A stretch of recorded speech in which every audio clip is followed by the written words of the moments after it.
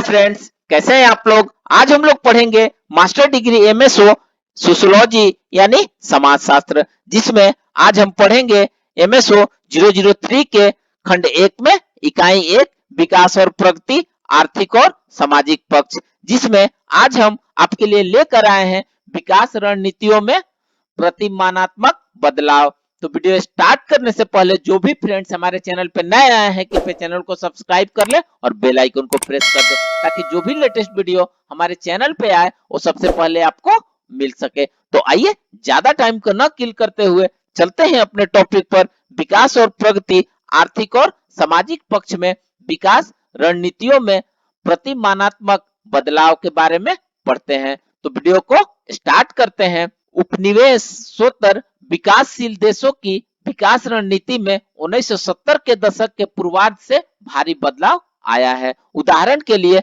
भारत ने स्वतंत्रता के तत्काल बाद स्थिरता के साथ वृद्धि की विकास रणनीति अपनाई। इसके तहत मुख्यतः औद्योगिकरण, कृषि के आधुनिकीकरण, ढांचे के विस्तार, शिक्षा और जन संचार पर ध्यान दिया, लेकिन आजीविका की सुरक्षा, साक्षरता, शिक्षा, स्वास्थ्य सुविधाओं और घर और जीवन की अन्य बुनियादी जरूरतों से आबादी का एक बड़ा हिस्सा वंचित होने लगा। तो 1970 के दशक के विकास संबंधी संवाद में सामाजिक न्याय के दर्शन को शामिल किया गया। यह महत्वपूर्ण बात है कि विकास का केंद्र बिंदु समाज का वंचित तबका बन गया है। फिर 1990 के दशक की शुरुआत विशेषकर भूमंडलीकरण का सूत्रपात होने के बाद से हाशिए पर रह गए।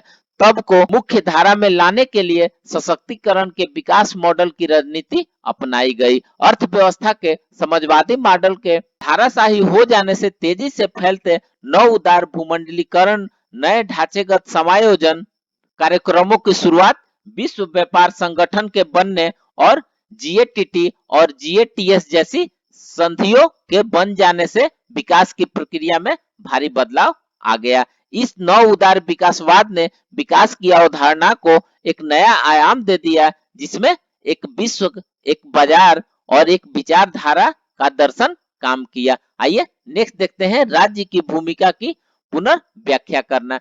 विश्व विकास रिपोर्ट ने सामाजिक और आर्थिक विकास में राज्य की एक प्रभावशाली भूमिका की जरूरत पर बल दिया, मगर उसे यह भूमिका एक नए रूप में निभानी होगी। इस रिपोर्ट के अनुसार राज्य आर्थिक और सामाजिक विकास के प्रति अनिवार्य है, वृद्धि का प्रत्यक्ष प्रदाता के रूप में नहीं, बल्कि एक भागीदार, उत्प्रेरक और सुगमकारी के रूप में दुनिया बदल रही है। और उसके साथ साथ आर्थिक और सामाजिक विकास में राज्य की भूमिका को लेकर हमारे विचार भी बदल रहे हैं। राज्य द्वारा निर्देशित और नियंत्रित अर्थव्यवस्थाओं को धाराशाही होना, कल्याणकारी राज्यों का वित्तीय संकट, विश्व के अनेक हिस्सों में मानवीय आपात स्थितियां का विस्फोट, निजी निवेशकों में शासन, सरकार के प्रति बढ़ता आत्मविश्वास और भ्रष्टाचार और गरीबी में वृद्धि, एक और विश्व अर्थव्यवस्था में प्रौद्योगिकीय बदलाव और दूसरी ओर जमीनी स्तर पर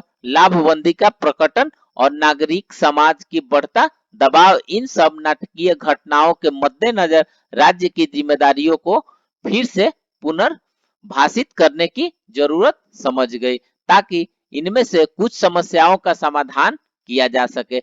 विश्व बैंक के अनुसार इसके लिए सामूहिक कार्रवाइयों का रणनीतिक चयन करना होगा, जिन्हें राज्य मिलजुल कर आगे बढ़ाएंगे। इसके साथ साथ सामूहिक वस्तुओं सेवाओं को पहुंचाने के लिए नागरिकों और समुदायों को शामिल कर राज्य को के बोझ को हल्का करने की दिशा में प्रयास करने होंगे।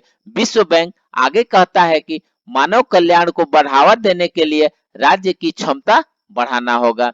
राज्य की इस क्षमता को सामूहिक कार्रवाइयों को निपुणता से अंजाम देने की योग्यता के रूप में परिभाषित किया गया है।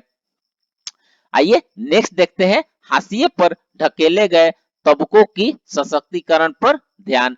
विश्व विकास शिखर वार्ता जन पहल, जन सशक्तिकरण और जन क्षमताओं को सशक्त बनाने की बात करती है। विकास के उद्देश्य के सिलसिले में शिखर वार्ता कहती है कि लोगों, खासकर महिलाओं का सशक्तिकरण, उनकी क्षमताओं को मजबूत बनाना ही विकास का मुख्य उद्देश्य और संसाधन है। सशक्तिकरण के लिए समाज के संचालन और हित तय करने वाले निर्णयों को तय करने, उनके कार्यान्वयन और मूल्यांकन में पूर्ण जन भागीदारी जरूरी है।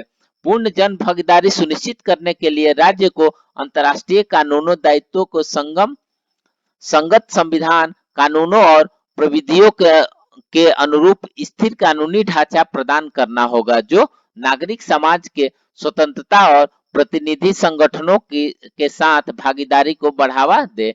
नागरिक समाज और स्थानीय समुदायों की क्षमताओं और अवसरों को मजबूती प्रदान करे ताकि वे अपने संगठनों, संसाधनों और क्रियाकलापों का विकास कर सके। यह स्पष्ट हो जाता है कि स्थिर कानूनी ढांचे, राज्य द्वारा सामूहिक कार्रवाई का रणनीतिक चयन, राज्य की नागरिक समाज के साथ संभावित भागीदारी और अपने संगठन बनाने के लिए नागरिक समाज की राज्य द्वारा प्रायोजित पहल परिप्रेक्ष्यों के मद्देनजर कुछ महत्वपूर्ण आयाम उभरे। ये हैं समाज के कमजोर, हाशिए में ढकेले जा रहे वर्गों का सशक्तिकरण के लिए पहल राष्ट्र के प्रदत्त कानून के अनुरूप होनी चाहिए। जब और ऐसी जरूरत पड़े, राज्य जन पहल के संयोजित करेगा। हाशिए के तबकों के सशक्तिकरण में नागरिक समाज संगठन में महत्वपूर्ण भूमिका निभाएंगे। राज्य के सक्रिय हस्तक्षेप के अतिरिक्त सशक्तिकरण के